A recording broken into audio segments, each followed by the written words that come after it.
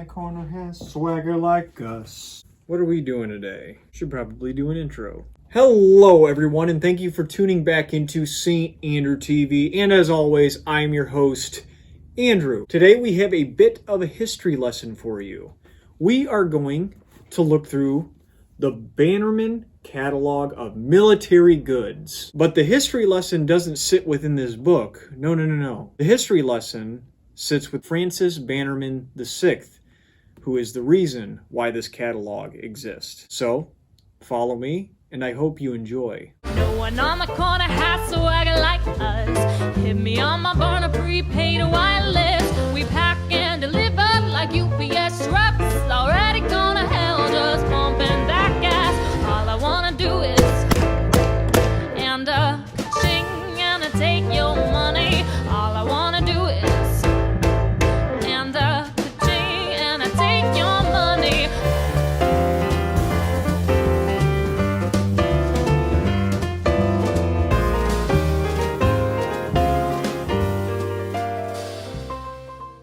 Francis Bannerman VI was born March 24th, 1851 in Dundee, United Kingdom. In 1954, he moved to the United States with his parents, then finally settling down in Brooklyn in 1856. Francis VI left school by the age of 10 as his father went to serve in the Union Army. He landed full employment in a lawyer's office. However, in the summertime, before and after work, he would go salvage rope and chains and then sell them to local junkmen. When his father returned from the Civil War, he was disabled, which led to him opening up a business selling the salvage goods that his son would collect, which ultimately led them to going to Navy auctions to buy military surplus equipment. Fast forward to 1872, Francis Bannerman VI would go into business for himself. He would attend numerous military auctions, buying old models and now antique models, then splitting them down into smaller quantities and then selling them for a profit. This is where he started his catalog because he could get his inventory out to a wider audience. He sold to collectors, enthusiasts, and frontiersmen alike with this book. Bannerman opened numerous storefronts and even outfitted some regiments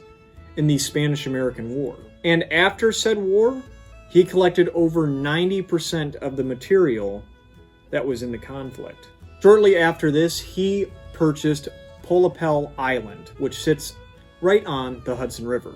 This was his summer residence and also called the Bannerman Island Arsenal. Now, you can actually still visit Bannerman's Castle. It is open for tours in the summer and fall months. I will leave a link to where you can find those tickets down below. In 1917, he passed the business down to Francis and David, his two sons, as Francis Bannerman VI would die November 26th, 1918, which concludes his life, but he did give us the catalog, which we're going to go through here in a second. In 1958, David's son Charles took over the family business. However, in 1967, Polapel Island was sold to the state, and shortly thereafter, Bannerman name was no longer in that business. But during this time of Francis Bannerman VI, he was the largest dealer in the world. And the catalog that he produced during this time was dubbed by collectors the best book about the subject. So to Francis Bannerman VI, the historian, the shootist, the merchant, and the antiquarian, let's take a look through his book. This book in particular is the 1927 model, but this is a reprint that was done in 1980. In 1980, when they decided to reprint the 1927 edition of the Bannerman Catalogue of military goods, it was for this reason that I have written down here. The most complete catalog of arms and militaria ever offered. And as you can tell by the cover, it sold for $12.95. So what makes this book stand out from many of the other catalogs during that time is these were illustrated, so you could see the product that you were purchasing at the time, which was pretty unique. And before we go any further, there is actually an introduction page on this book where it tells you about Francis Bannerman Sons Incorporated, and you can read a little bit about the history there. As you go on a few more pages, you can actually read a whole lot about Francis Bannerman VI, which I actually got a lot of information off this page that I put in my little biography about him. Bannerman Francis, merchant and antiquarian, born in Dundee, Scotland, 24th of March, 1851. How about that? So I wrote down a few pages that I'd like to go over and show you, because this book has not only brought me a lot of history of why it exists, but there are some very, very interesting things that they were still selling to civilians here in 1927. So I've just bookmarked a few of them and I'll show you. Page 19 are the Blunderbuss, and there is a whole page dedicated to the Blunderbuss that you could still buy in 1927, which I thought was just too cool.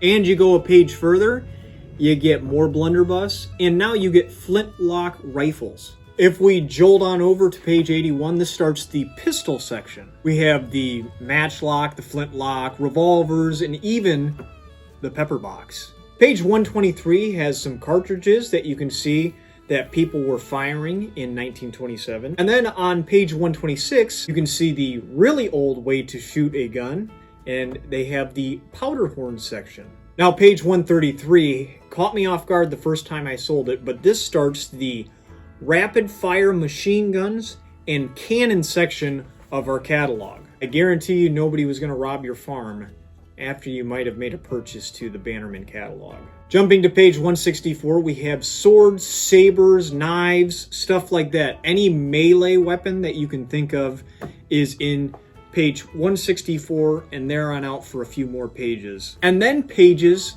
from 168 to 223 are ancient weapons. I mean, battle axes, javelins, and spears, and these are from different parts of the world as well. This isn't strictly American-made stuff. So we jump ahead to page 224, where we have battle armor. Yes, like medieval times, where they would wear the big pieces of steel to cover their bodies to protect themselves while in combat. You can buy sets of armor in this book. On page 237, we have military caps and some hats, stuff like that. Can't help but notice the prices of, let's say, the Army Regulation Campaign hat. They cost $1.65. Excuse me, another 18 cents if you would like a ripcord underneath your chin. Huh, I wish hats still cost that price. But if you continue past hats, you get into military uniforms and other things of that nature. You got coats, you got shirts, you got pants, well, trousers. Something you would see a uniformed on. And of course, on page 343, we have our saddlery. As many of you know, 1927, cars were not a hot commodity yet. So you have all the things that you would need to put on your horse to make him a more comfy ride. You have your harness, your saddle, you got your canvas, you got your saddle bags. Anything that you may or may not need, you have military grade saddlery equipment right here. I covered this book today because not only is it a very interesting read to see the inflation of prices over the years, or, you know, stuff that would be considered military grade from around 100 years ago. So that was fascinating, but also the history lesson that came with it, learning about Francis Bannerman VI and how he came to build this catalog. I think that is very interesting, and I love stuff like this because you can get a history lesson if you just look hard enough. That's what I did today. I wanted to show that anything that you pick up could have a lesson or a piece of history. Even on a reprint of a 1927 military goods catalog, had a whole bunch of stuff, and I learned a great deal about Francis Bannerman VI. And plus, anytime you open up this book, any given page can have something super interesting on. So let me just pop it open and see what we get. Page 251. Oh, what's that? Model 13, the Colt Single Action Army, the greatest handgun ever created? Wow, that's weird how I picked that page. You guys are probably thinking I rigged this. I didn't do fucking shit. I didn't do fucking shit. I didn't rig shit. I didn't rig shit. I didn't fucking plan this. It just so happens I opened up to page 251 and Model 13 was the Colt Single Action Army. I don't know what you want me to do. How much did a Colt Single Action Army cost in 1927? Oh, $28. Cool. Bit of an upcharge. Anyway, I think that's going to wrap things up for me today after our little gag. That was from I Think You Should Leave on Netflix, by the way. Pretty funny show. I hope you guys enjoyed. Kind of a different video today, but still a history lesson, and we cater to some older technology that you could purchase in 1927. Please leave a like at the bottom of the screen if you've enjoyed today's video. Please leave a comment. I do read all of them, and I get back to all of them.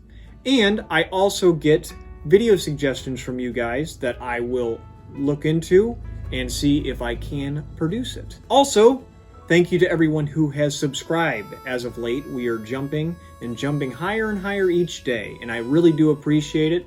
But for those of you who have come across this video, maybe to see the Bannerman Catalogue of Military Goods -1927, or maybe you stumbled across a different video, and you like me, the content I produce, or maybe just the stuff I show you on a week-to-week basis, think about hitting that subscribe button, because you're a daisy if you do.